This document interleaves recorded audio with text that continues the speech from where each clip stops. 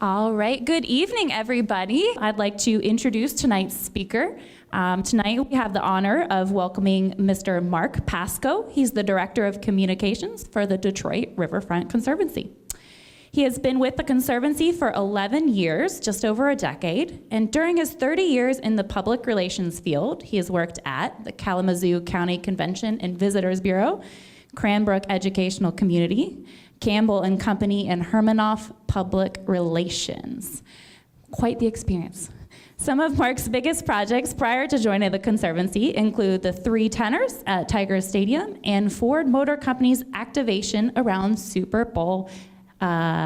Yep. Okay, I didn't know if that was, all right. He's a graduate of Western Michigan University with a degree in public relations, and in his free time, Mark enjoys spending time up north mountain biking. So I'm glad we booked him before the snow melted, so he couldn't say no to us. So if you could give him a warm welcome, Mr. Mark Pasco. I've been looking forward to this for a while. This has been on the books for a while. I was working with Pat for a while on it, and I think we have a good story to tell, and I like taking our show on the road and sharing it with people, and hopefully you'll learn a little bit more about the riverfront and what's going on the riverfront. And if you haven't been down, hopefully you'll come down and check it out. And actually, that's a great segue. How many people have been down to the riverfront downtown in the last couple years? Wow, great. So there's a lot of people. And how many of you remember 20 years ago when it was not so great? And okay, so those of you who've been down there, you can really appreciate how far it's come in 20 years. My presentation tonight, I'm going to keep it to about an hour. We'll leave 15 minutes or so at the end for any questions that you might have, but if you have something that you just can't wait, raise your hand during the presentation. I don't mind stopping and answering questions as we go along. But I'm going to talk for maybe about 45 minutes or so. We're going to show you some before and after photographs and some photographs of the Riverfront programs, special events that we have. We're very proud of those. And then we're going to talk a little bit about Ralph C. Wilson Jr. Centennial Park, which is a 22-acre park. We're really excited about that opening later on this year in October. So that being said, who are we? We are the Detroit Riverfront Conservancy. We're a nonprofit organization. We celebrated our 20th anniversary a couple years ago. So we've been around since 2003.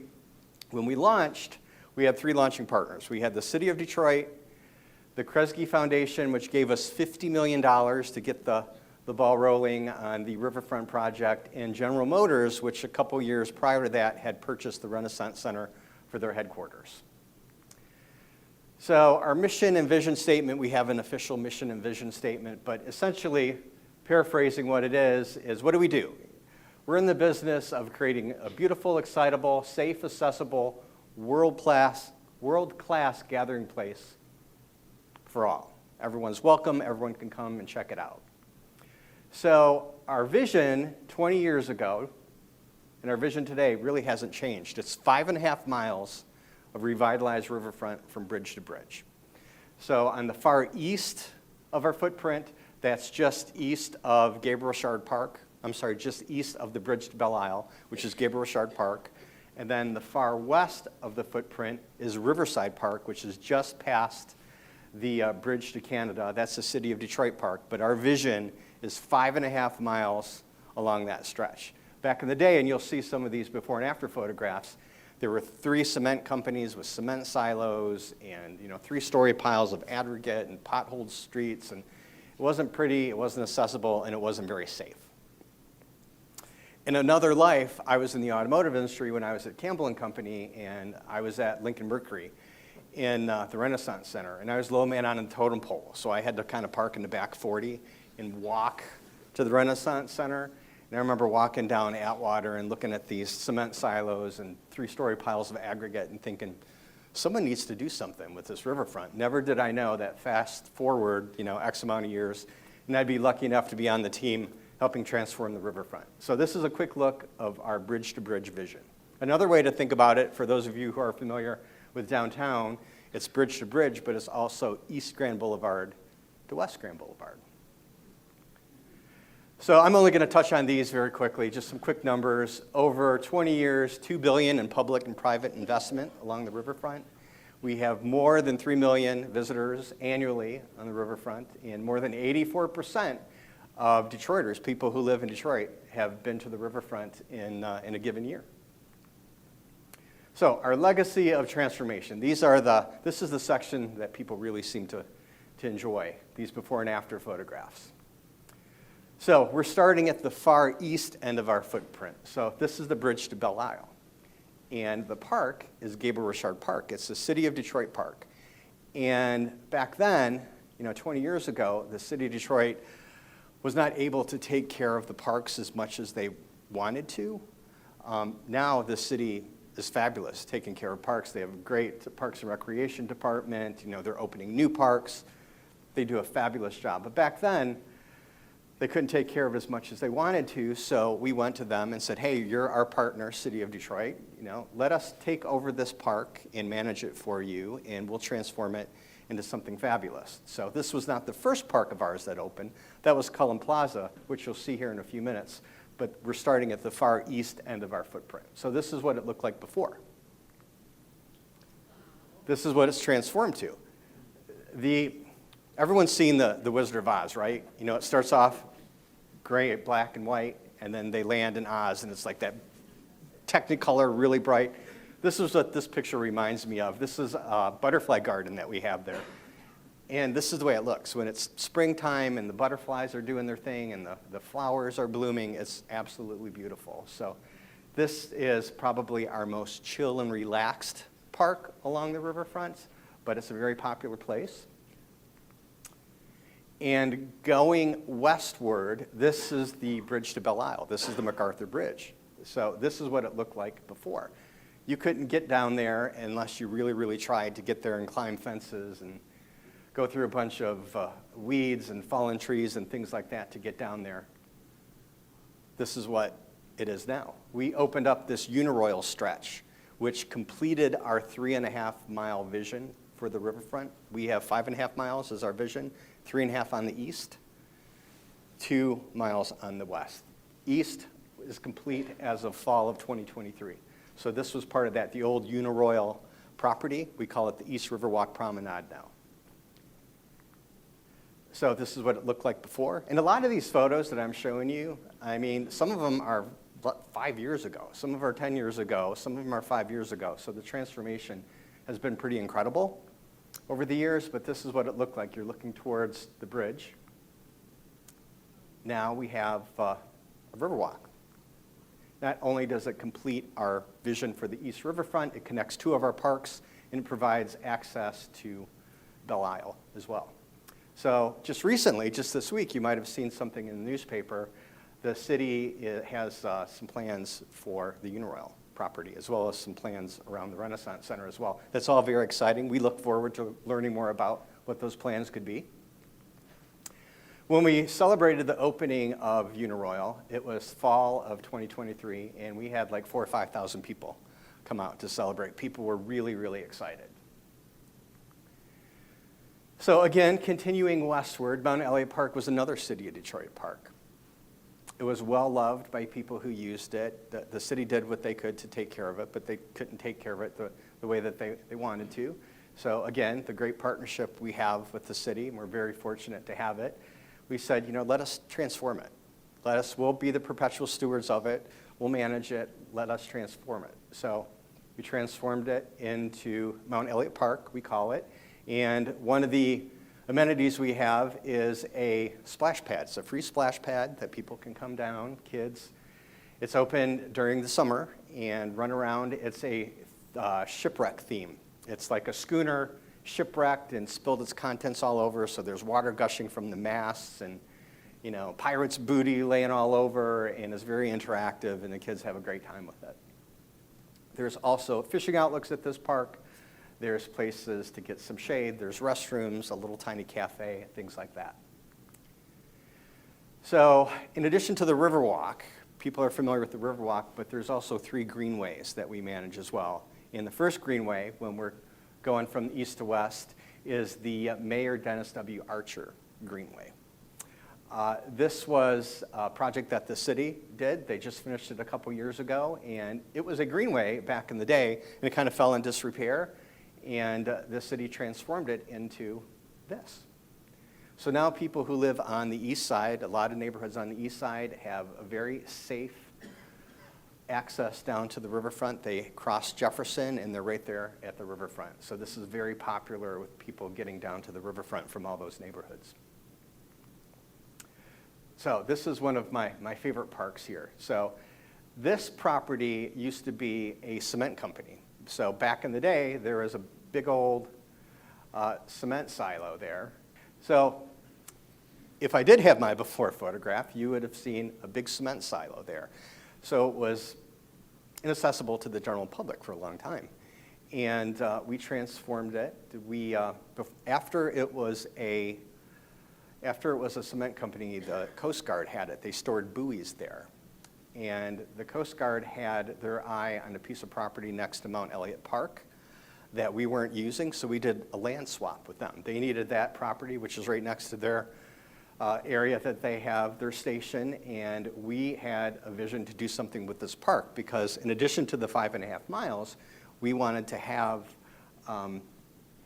you're never more than 12 to 15 minutes away from the next great location along the riverfront. So all these parks that you're seeing, they are less than a 12, 15-minute walk from each location to the next. So this has been transformed to Valade Park, Robert C. Valade Park.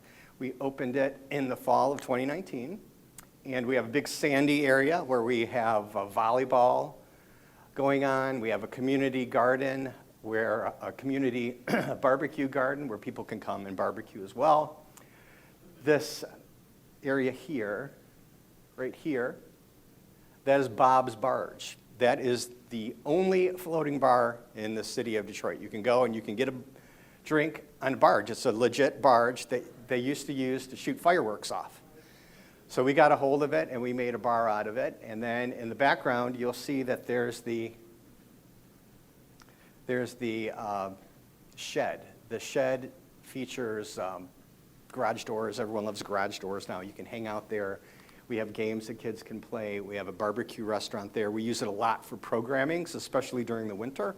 And next to that, you can see some playful little structures that kids can climb in and around as well. So this is one of our favorite and most popular parks that we have along the riverfront. And Robert C. Valade, does that name ring a bell for anyone? Robert C. Valade was part of, he passed on, but he was one of the leaders of Carhartt. And he married into the family.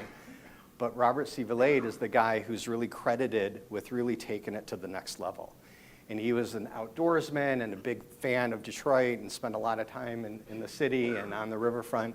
And when he passed on, the family wanted to do something to honor him, and it worked out well. This park was opening, and they graciously agreed to sponsor the park for us as well. So the DeQuinder Cut, we're continuing to go west. The DeQuinder Cut used to be a railway.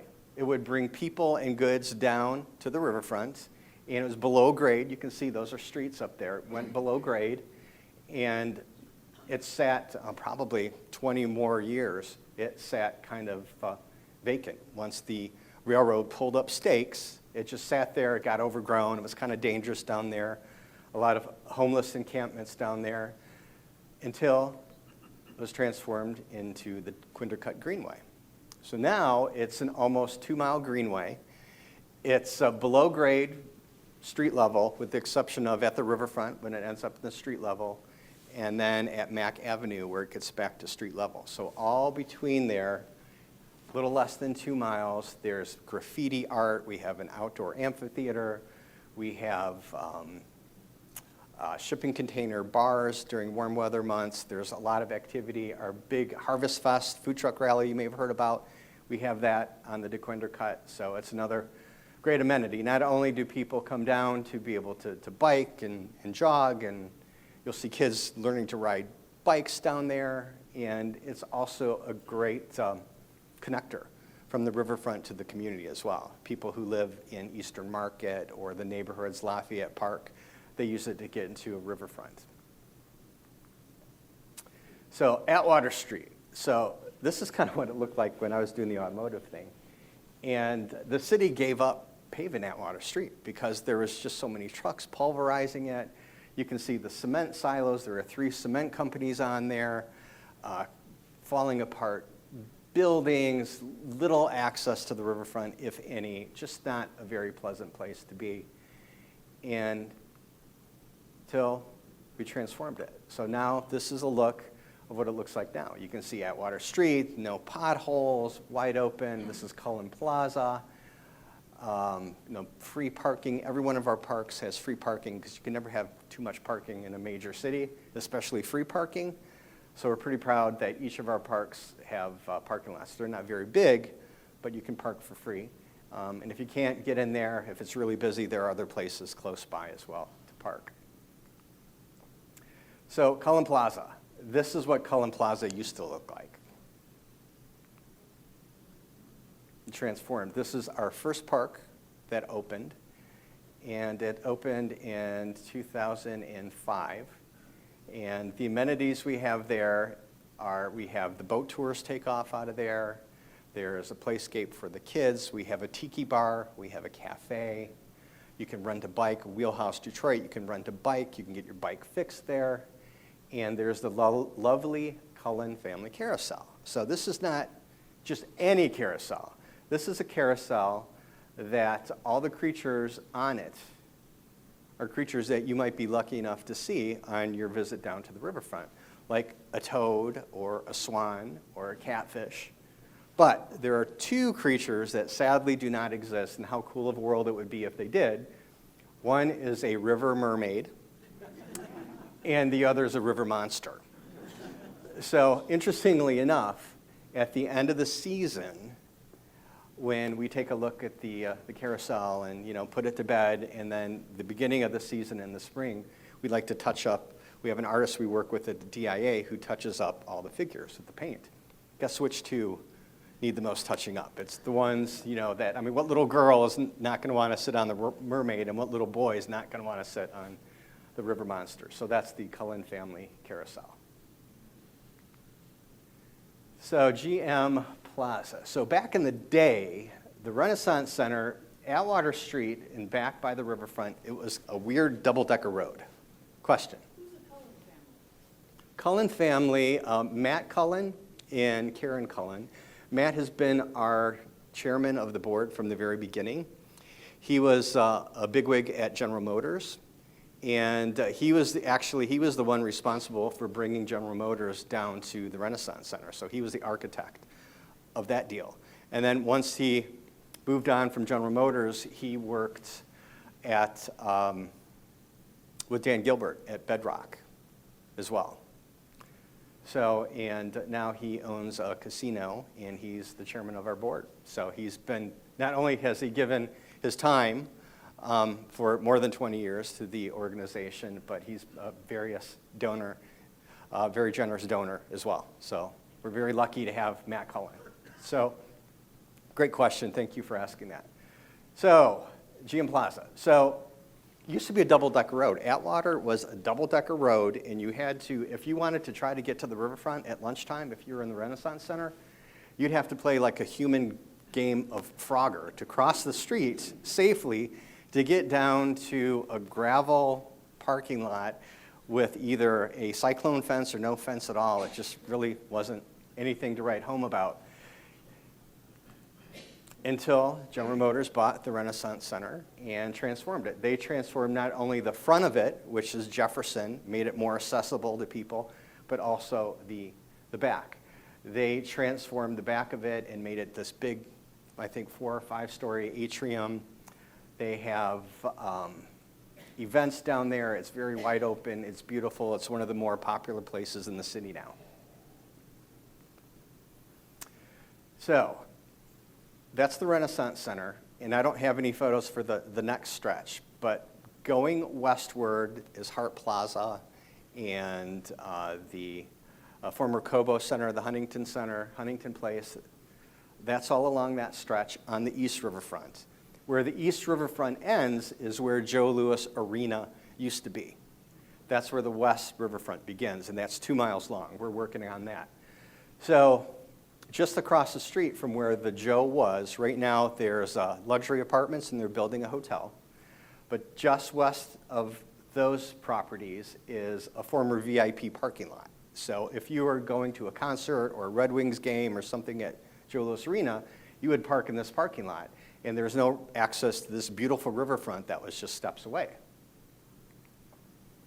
So this is what we transformed it to. We worked with the owner of the parking lot. It's still a parking lot, but now there's a beautiful riverwalk that people can use the riverwalk and kind of hang out and watch the sun set or watch the sun rise. And going westward is Riverfront Towers. Riverfront Towers, one of the towers is a condo, and condos, and the other two are apartments. So there's a lot of people who live there, and we wanted the Riverwalk to continue. We had a vision of the Riverwalk, 5.5 miles. So we went to the owners of Riverfront Towers and said, hey, we'd like to build the Riverwalk along the river's edge, along your property. And they said, well, you know, we love the Riverwalk. It's a great amenity. The people who live here love it as well, but we're not sure if we want the Riverwalk necessarily going through, you know, our front yard. This is our private oasis. So we went back to the drawing board and said, okay, how about we build a boardwalk? We build a boardwalk out over the water so they could have their privacy, and also the Riverwalk can continue. And what we ended up with this beautiful boardwalk out over the water. And not only was this a great amenity, it hasn't opened publicly yet, and I'm going to get to that in a minute, but not only do we have a beautiful boardwalk, continuing the Riverwalk, but they also resurrected the marina that they had there. They had a marina that had fallen in disrepair, and they redid the marina, so now they have a beautiful marina as well. So it's a great amenity for the people who live there. So just west of that is a parcel that we call the DDA parcel. It's owned by the DDA. And we're not developers. We're not going to develop, you know, an apartment or office or anything like that. That's not what we do, but what we do is create public space along the riverfront. And our vision is to continue the Riverwalk along this stretch, connect it to Wilson Park, which I'm going to talk about here in a little bit. But here we have nothing special, you know, nothing. It's beautiful. Anytime you have the riverfront, it's automatically beautiful, but really nothing. You can't hang out. It's not safe. It just kind of drops off right there. Question? Who was DDA? DDA, the Downtown Development Authority. So we went to them and shared our plans for extending the Riverwalk. So you can see the Riverwalk right here. So eventually this area here, the DDA owns this property. Eventually this will be developed into something. I can't tell you what or when it will be developed, but no matter what this becomes, now we have a beautiful Riverwalk, which is going to be a great amenity for whatever happens right here.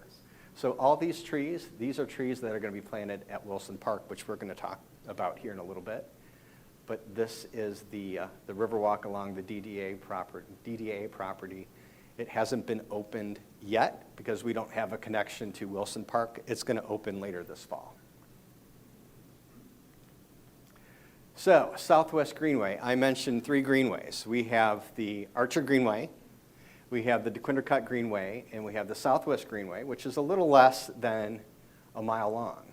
And here, you can see the train station up here. This area right here is where the freight train that goes under the river to Canada still runs, and then it goes under Lafayette and under Fort Street, the tunnel, and then it comes out like right over here. So this used to be a creek. There's nothing there right now, in the picture I should say, but we transformed it into Southwest Greenway. So this opened in 2023, and it's a little less than a mile long. It takes you from the riverfront up to the train station and into Corktown, Mexican Town, Southwest Detroit. So A lot of people who live in that area use it to get down to the riverfront. People in Riverfront Towers will use that to go get groceries at Honeybee Market or to go eat. So it's a very vibrant, very fun place. Like the Southwest Greenway, where there's a lot of cool graffiti, some graffiti that's been there for decades, as well as murals that we've created as well and curated. There's a lot of graffiti along that way, and we actually have an outdoor museum. We call it the Yard, so there's graffiti there as well. So you can see the Southwest Greenway along that stretch. So here's another look at it. This was after it had been overgrown for a long time. This was when we started clearing it out a little bit. And this is what we have now.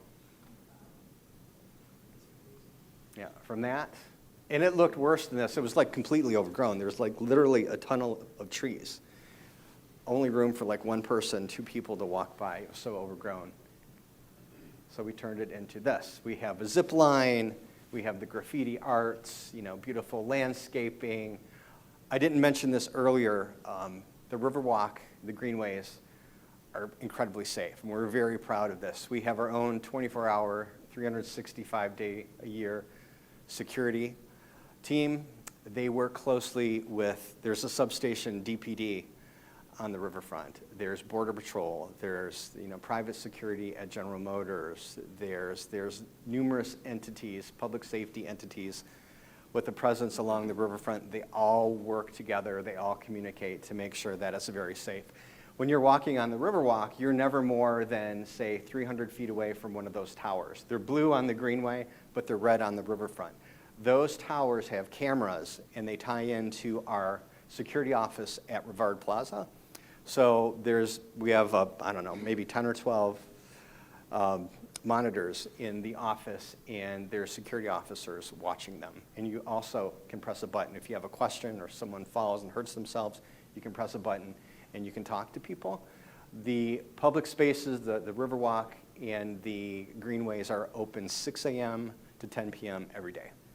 So, programs and special events. So I mentioned earlier, we're very proud about our programs and special events. We have special events throughout the year. We're a four-season destination.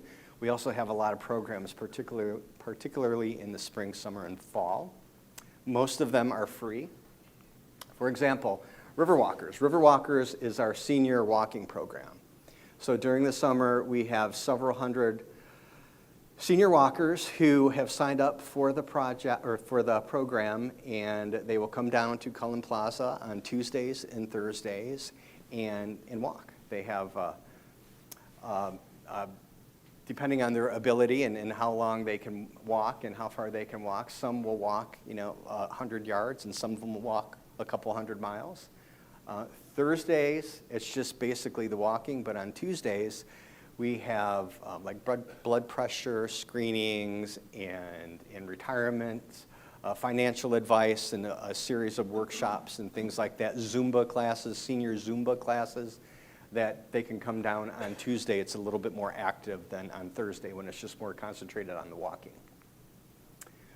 Moonlight Yoga. Moonlight Yoga is a special event that we have. We have 3 sessions during the summer, and it's just like it sounds. It starts off during the day in the evening, and then by the time it gets dark, it turns into Moonlight Yoga. We have glow batons and glow jewelry that people use.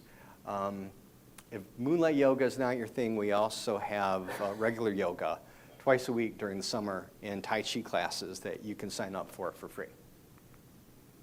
Fishing Fest is a program that we have, very, very popular program and special event we have every summer, and it coincides with Free Fishing Day in Michigan, and we'll have 500-600 kids come out and learn to fish. We have poles that they can, and bait that they can borrow. Some already have that stuff, and it's just a good time. They learn to fish. We have Fish and Wildlife Service and state police officers coming down and helping the kids, helping them fish. Some of the kids don't like to tie the little worm on the hook, so they help with that. But it's a good time, family-friendly event. Riverfront Run is another big event that we have. This is our event. It's our run. Every weekend, practically, during spring, summer, and fall, you can come down to the riverfront on a Saturday or Sunday, and there's at least one run going on. But this one is ours, and it takes people along the Riverwalk on Atwater Street, and on the DeQuinder Cut as well.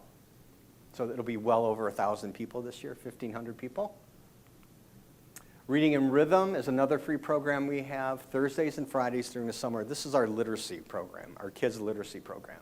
So you can come down to one of those sessions, and we have musical entertainment. The kids can kind of, run around and burn off some energy, and then sit down, and we have celebrity readers, like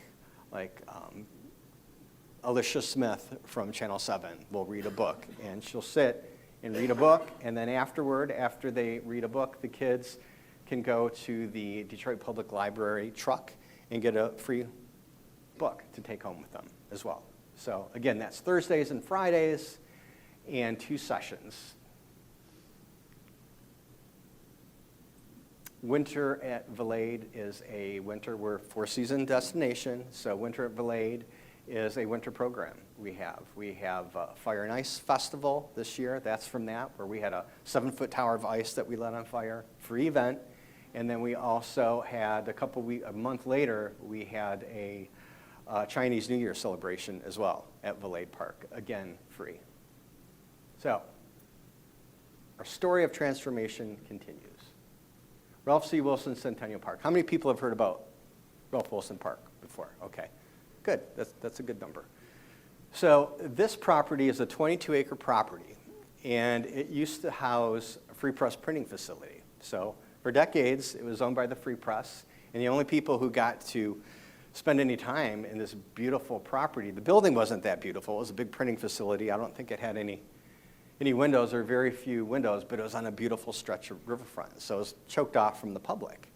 So the Free Press didn't need that facility anymore, and we were able to buy it, and we knocked it down, and we opened up that 22-acre parcel to the public. We called it West Riverfront Park. So we put the railing along there, we put grass and pathways and lights and things like that. We made it beautiful, we made it accessible, we programmed it, we had a lot of events there, but we didn't overly build it because we knew that we wanted it to be something really, really, really special, but it wasn't the right time.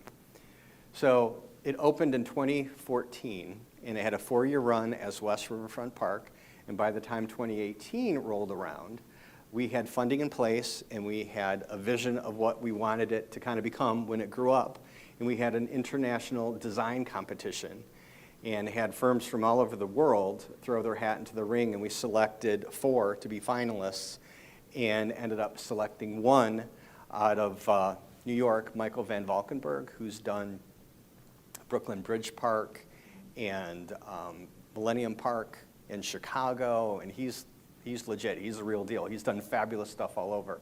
So he came up with a winning design for what this 22-acre parcel would become. And this is a rendering of what Ralph C. Wilson Jr. Centennial Park looks like. Now, where did we get Ralph C. Wilson Jr. Centennial Park?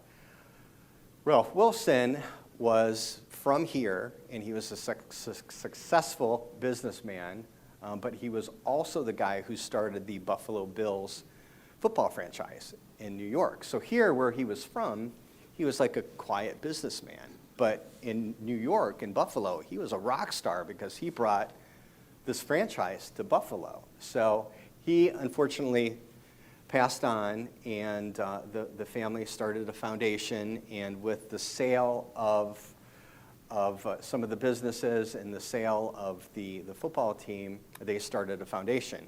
And the goal of the foundation for 20 years is to spend that money supporting great causes in organizations and community involvement in Buffalo and in New York. So there's a Ralph C. Wilson Park in Buffalo that they're working on, and this is the one that we have here. So 22 acres, I mentioned, there are 4 zones to it.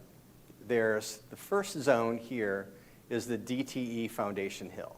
So this is kind of a big green area. We have a lot of landscaping there, but we wanted to keep some space open for special events and movies in the park and sledding and things like that. So that's where that's going to take place. Well,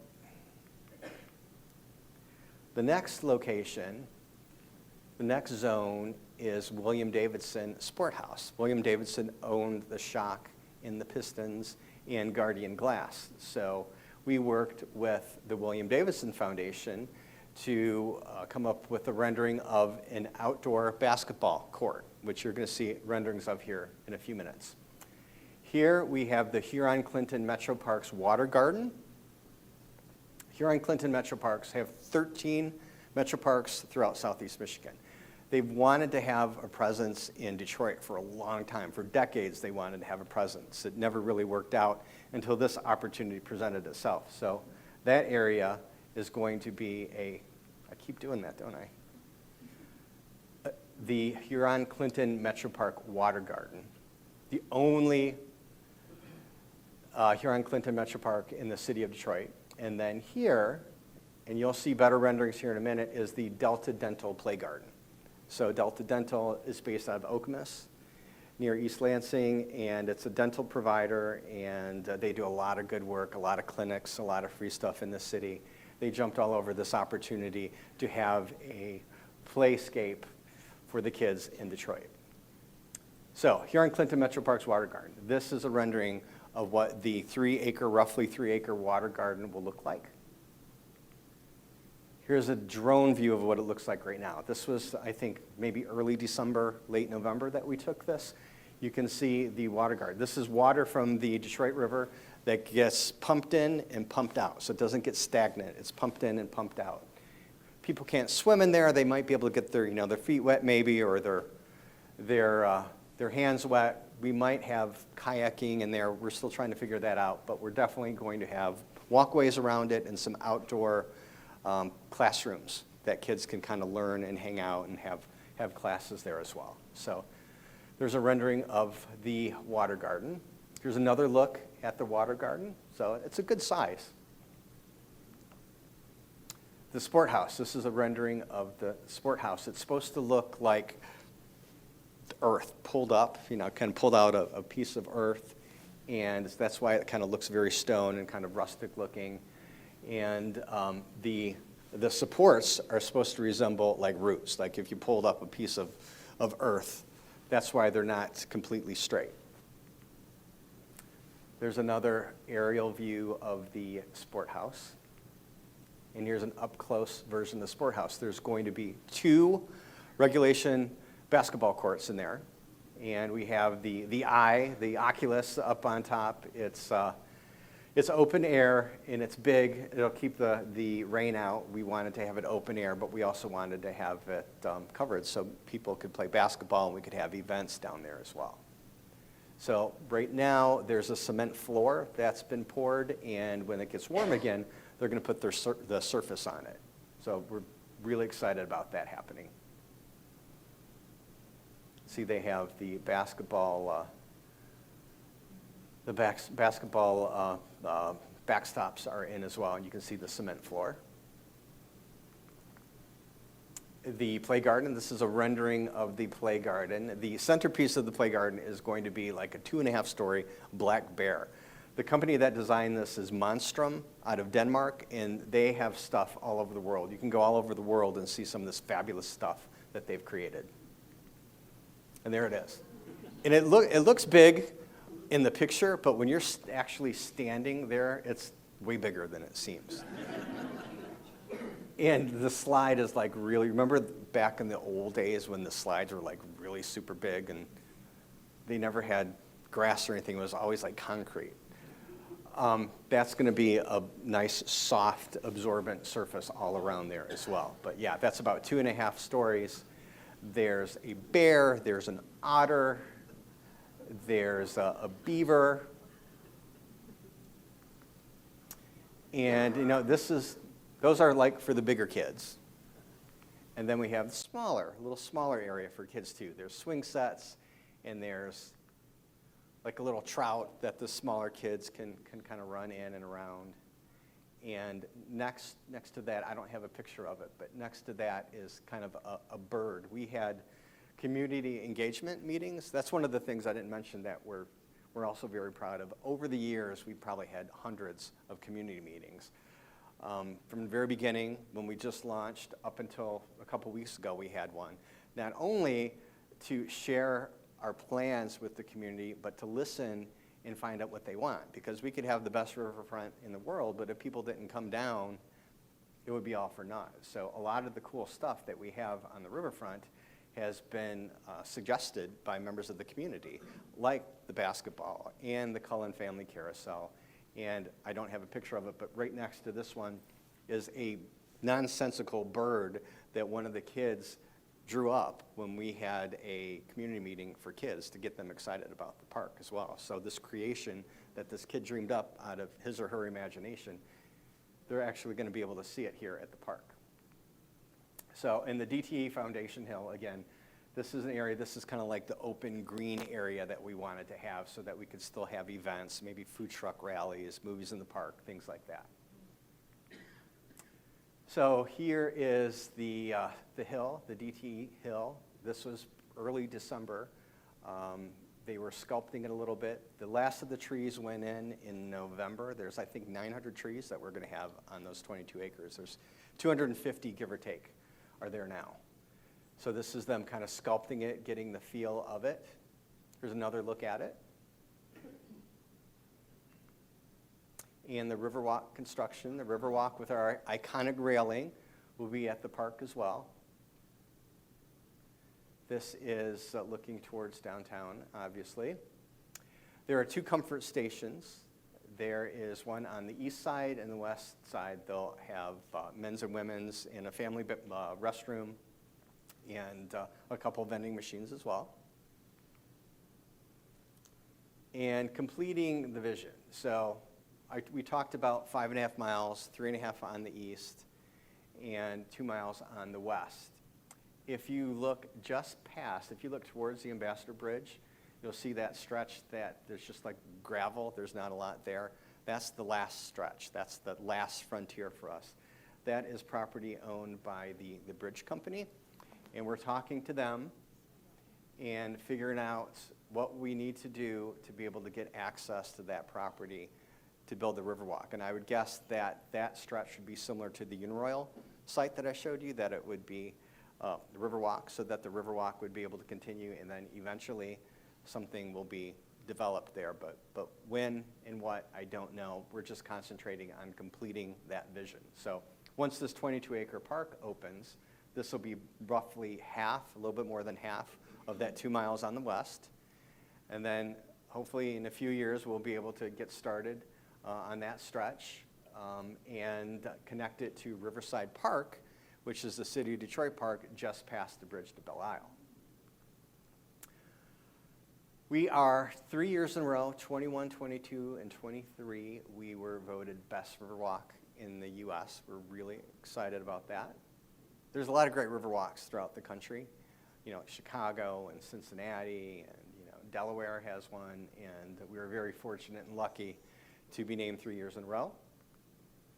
And our hashtag is Bring Everybody. This is a photograph of our Harvest Fest event, where we have this in the fall, and we would have like 80 food trucks and 5 music stages, and 30,000 people over the course of the weekend coming down to trick or treat and listen to music and sample food trucks as well. So that completes my presentation. If there are any slides that we wanted to go back real quick, I'm happy to go back. Might be a little bit clunky since I haven't mastered this clicker, but I'm happy to go back, and I'm also happy to answer any questions that you may have. And if you don't want to ask questions in front of everybody, I'll stick around for a little bit afterward as well. And that gentleman, I saw his hand first, and I saw you, sir, too. The cement silos, did you just purchase that property? There were 3 cement companies, and the city was one of our launching partners. The city worked with, one of the companies had already gone out of business, and the other 2 were viable businesses. The city worked with them to relocate them further. If you know where Fort Wayne is, Fort Wayne going towards downriver, those silos, those cement companies were relocated elsewhere on the riverfront. And the city bought that land, and we're the perpetual stewards of it. Good question. Yes, sir. It wasn't clear to me, is that a 5.5 mile continuous walk? Mostly continuous. That's a good question. Mostly continuous. There are a couple areas along that stretch that it's not, you have to veer from the riverfront, like in front of former Shane Park, Aretha Franklin Amphitheater. With all the events and stuff that they have there, can't have the Riverwalk going along the river's edge. So you go from the state park, you have to go to Atwater and then down Atwater a little bit till you get past Aretha, and then you're back on the Riverwalk as well. Yes, sir. Can you speak a little bit to how it's funded, both on the capital side, the purchase of the land and the equipment and the structures, and then the funding of the operations, once it's all complete? Over the years, we've been very fortunate. Over the years, we've gotten federal funding here and there. We've gotten state funding. We have a full-time development department who raises funds. So between the individual partners and philanthropic and corporate partners, we've been very fortunate to have been given a lot of money over the years to do that. So the city, just in the last couple of years, has been able to start helping fund us as well. So between grants and things like that we get, but not on a regular basis, we are just out there making relationships and shaking trees, and lucky enough to have great relationships with some very generous individuals, corporations, and foundations to be able to provide us with those funds to be able to continue doing what we're doing. You know, eventually, people ask, what happens when you're done? Eventually, you're going to be done building. Well, once we're done building, that's great. We can't wait to get to the point that we're done constructing, but then you still have to take care of it.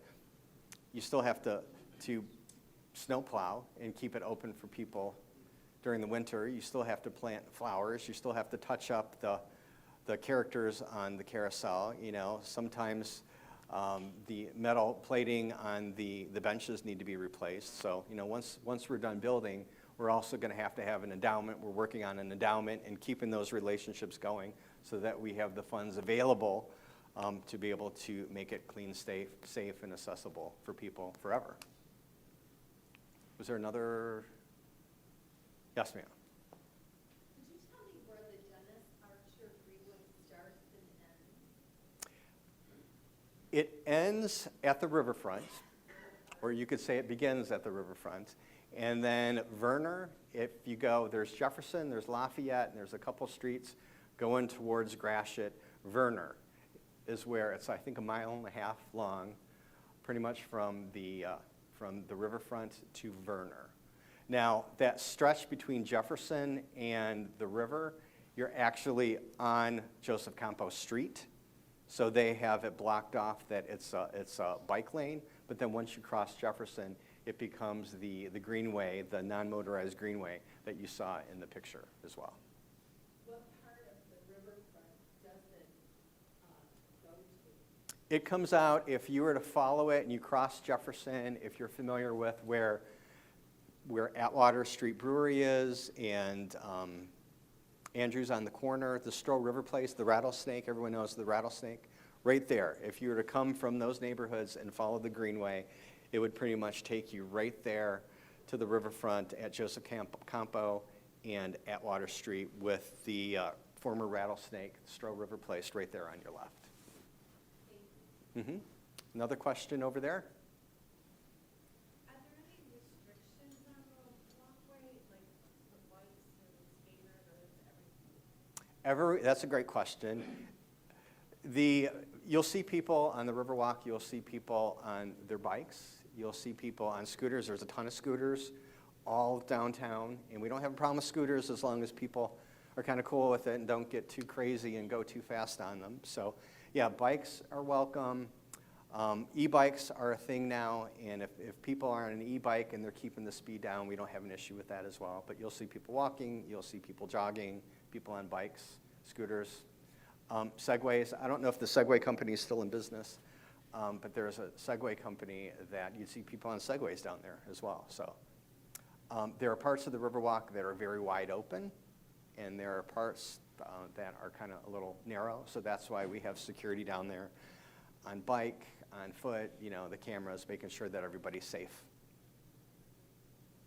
And there's MOGO stations. If you don't have a bike, you can rent from MOGO, or at Wheelhouse Detroit, you can rent a bike as well. Any other questions? Yes? So does the Conservancy own all of the riverfront? We are the perpetual stewards of the riverfront public spaces. And it's really interesting. If you were to go up in an airplane and look down on the riverfront, it's kind of like a patchwork of property, who owns it. I mean, there are parts of it that we own, and there's parts of it, like the state park is owned by the state. And the city of Detroit owns property as well. Stroh, now Dan Gilbert, owns Stroh River Place. The Coast Guard has some of the property as well. The city of Detroit with Mount Elliott Park and Gabriel Richard Park. General Motors, of course. Once you get on the other side of General Motors, the Port Authority, and then you have the city, and then you have, private owner, the Riverfront Towers people. So yeah, it's a really interesting patchwork of ownership all up and down the Riverwalk. And the only thing that we have, the thing that brings it all together is, even though it's owned by different people, everyone bought into the vision of an accessible riverfront and agreed to have the Conservancy be the perpetual stewards of it forever. Yes? Where Milliken Marina is? Yes. Is that part of the riverfront? Yeah, the question is Milliken State Park. Milliken State Park, there's a marina there along the riverfront. There's the Outdoor Adventure Center. If you haven't been to that, take your kids or grandkids there. It's totally great. It's kind of like a love letter to Michigan's outdoors. The state park where the marina is, as well as the Outdoor Adventure Center, is right there kind of in the heart of East Riverfront. So we were talking about Valade Park in the DeQuinder Cut and Cullen Plaza. Milliken State Park is right there in the middle. There's a lighthouse, replica of the lighthouse that they have in Tawas, actually, is there. That's all part of the state park. We have a good relationship. That we don't own that, that's them, but we work with them all the time because we're all in the same goal of keeping the riverfront and clean, safe, and getting people to come down there and enjoy it as well. So we have a great relationship with the state park people. Yes? Is the riverfront dog-friendly? Can you walk the dog? Yeah, yep. You'll see big dogs and small dogs, and we welcome dogs. We're happy to have dogs. The only time people get the side eye with their dogs if they take them off the leash.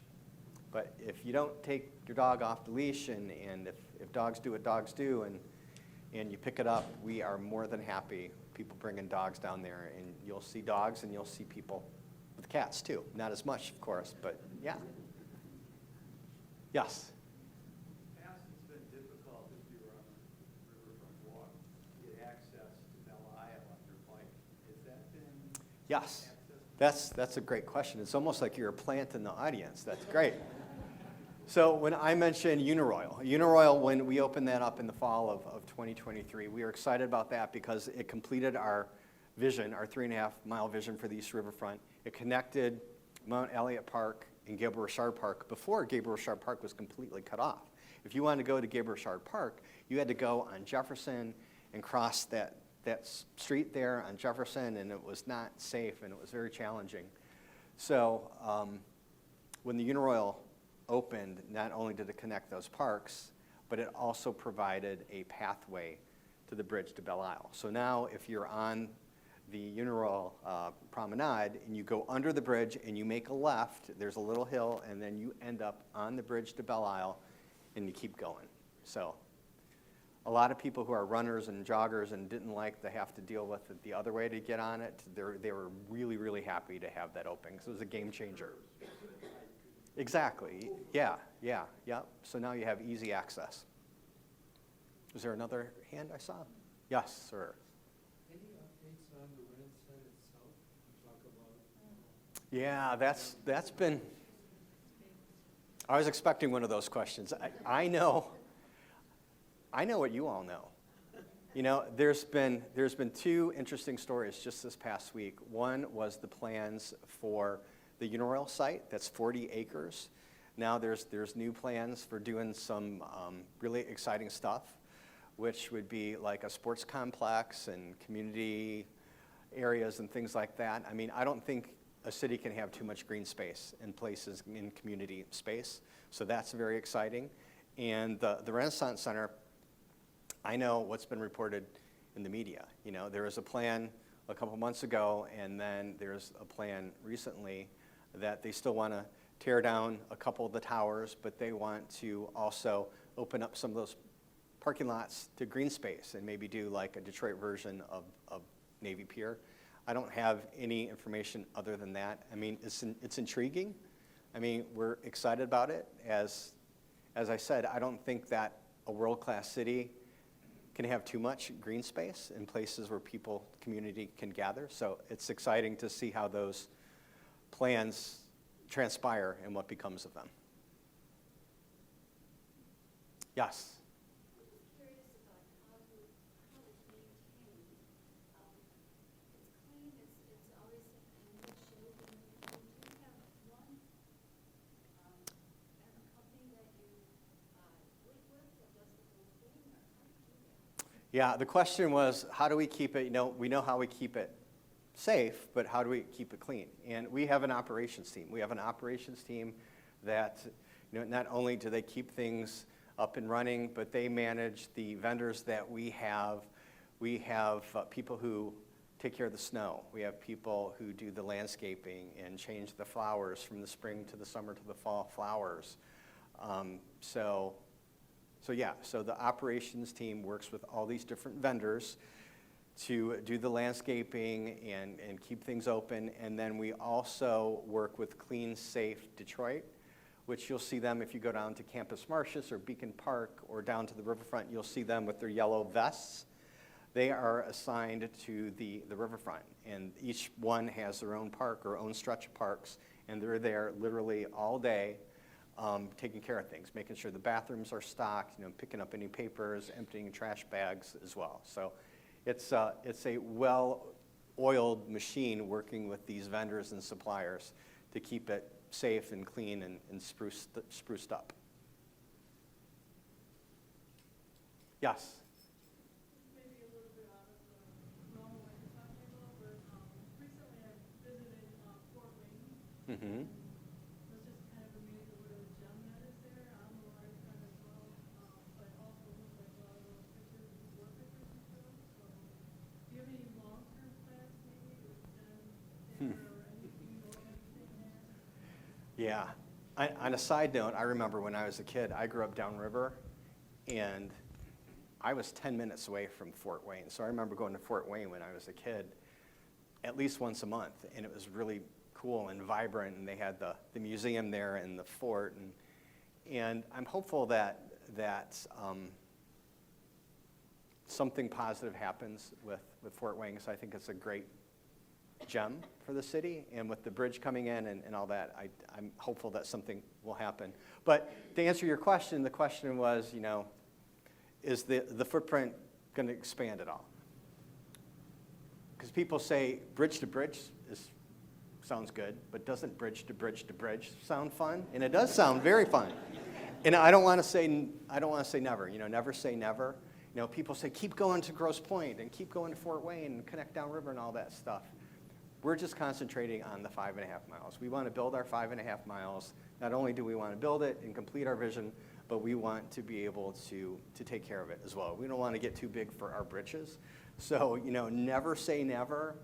Could the riverfront extend out of those to, you know, the original vision? It very well could, but that's not in the cards right this second. But I do hope something happens with Fort Wayne, because it's a great place. Yes? You mentioned a couple places where there's graffiti art. Yes. And I was curious, is that like a permanent graffiti art, or is that a place where teenagers are allowed to express themselves? Yeah, no, that's a good question. The question is the graffiti. There are a couple places where you can see graffiti. Do we encourage graffiti? Do we encourage people to come down there and be artistic and spread their creative wings? No. No. So, and interestingly enough, I mean, there are two places that you can see graffiti art. There's the original, which is the DeQuindercut Greenway, and then the yard, which is on the Southwest Greenway. Some of the graffiti has been there for decades. It's graffiti, and we wanted to leave that there because it's part of the culture, it's part of the story. But there's also murals that we've worked with local artists to create as well. So you can see both of those on the DeQuindercut and on Southwest Greenway. And interestingly enough, I've been there almost 13 years, and I can only count on 2 fingers the times that we've actually had anything defaced along the riverfront, people tagging over it. I think people respect that it's art, and it took someone time to do that, so they leave it alone. But at one of our events, we have Soiree on the Greenway, which is a big fundraiser that we have. We have 2 big fundraisers every year, and at Soiree, there is a public art component that people can actually spray paint and create something on the riverfront. So they can scratch their itch during that, but really no other time. Yes? I only asked the second question because I think everybody might be interested. When you go to a lot of these cities, like Chicago, Mm-hmm. the center of attention is the big B. Mm-hmm. Our walk sounds beautiful. Is there a center of attention that's going to be pushed along parking? Well, I mean, that's a good question. Arguably, the center of the riverfront now, and I think if you talk to 5 different people, I think you get 5 different answers. But to me, when we talk about the center of the riverfront, I think it's the original park. The original park is Cullen Plaza. So I kind of see that as the center, and then it kind of branches off east and west. There's plenty to explore on the east, and there's plenty to explore to the west. So right now, I would say that the center of the Riverwalk is Cullen Plaza, because there's Cullen Plaza, the Renaissance Center is right there, and the DeQuindercut is right there as well. It sounds like the plans that they're talking about around the Renaissance Center to do that kind of Navy Pier kind of thing there, it sounds like that would kind of be like the new center area where that big exciting stuff would be happening there. All right, before anyone else can raise a hand, I'm going to jump in. We are kind of wrapping up for the evening. It's about 8:15. I think he's willing to stay around if anyone has a few more questions as we leave for the evening. But for now, could we give a warm thank you? Thank you.